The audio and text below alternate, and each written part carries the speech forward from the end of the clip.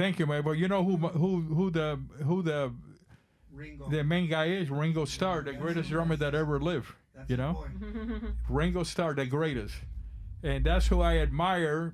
And I know a lot of drummers, and there's a lot of great drummers, but Ringo Starr to me, number Well, one. Ringo and the Beatles, man. The Yeah, Beatles. number nobody one. had as many hits as the Beatles, and I don't think it'll ever happen like that Yeah. again. Something that I do with my self as a drummer percussionist. With our band Glasspirits, of course, I play the drums, but I also play percussion. And after this podcast, we're filming a live recording of us doing acoustic, because we don't just do electric, we do acoustic. I'm playing the congas, I'm sitting on my cajon, and we'll be doing something that we'll be putting that out for USC.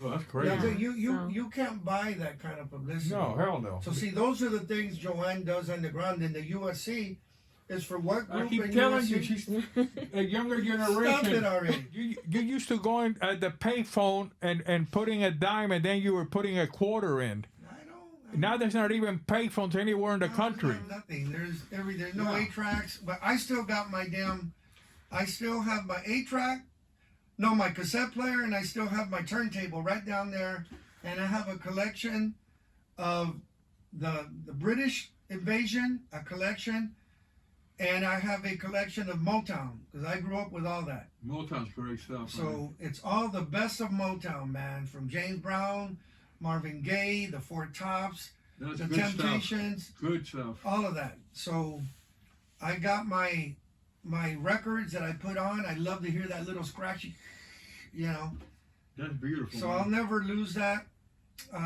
You know, it's like I said earlier, we were fortunate that we lived in the Renaissance of rock and roll. I remember running to the drugstore to get the Beatles' new 45. Remember, like, oh my God, they came out with whatever, Strawberry Fields. Okay, run. Let's go to the drugstore. Oh, there it is. And then you would look at the record, and you would, those days and then in the 70s, you could go to a record shop and everybody shopping for music.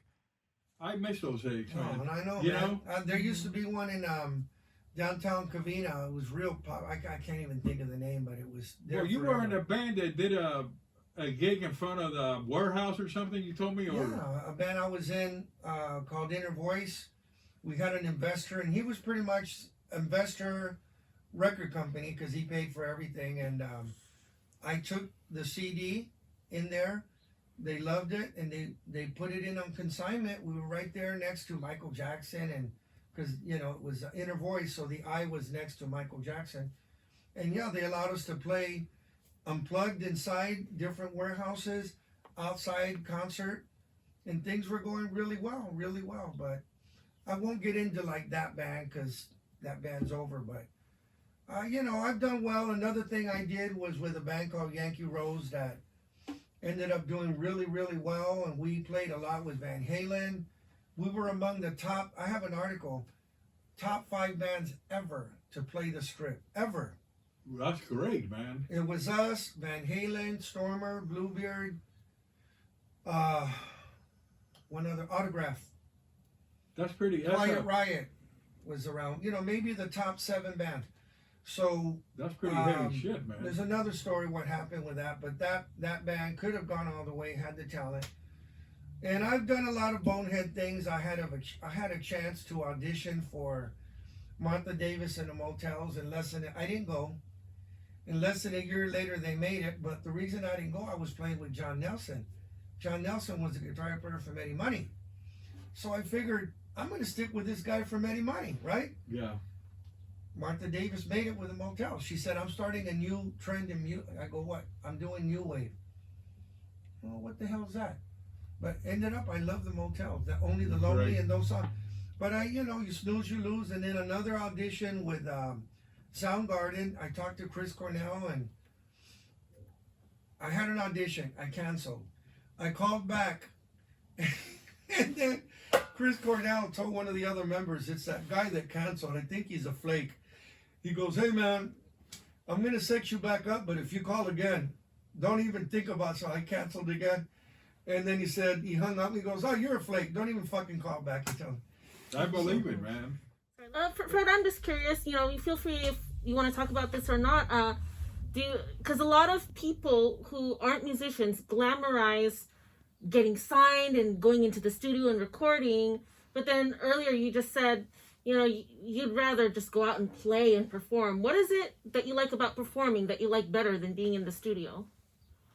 To me, when you're playing live, you can feed off the people. You can really, you feel free is what I'm saying. And you can experiment, you can try different things. When you're in a recording situation, you're kind of like, trying to follow the click, the engineer looking at you, it's a whole different thing. And to me, I find playing live a lot more exciting than recording.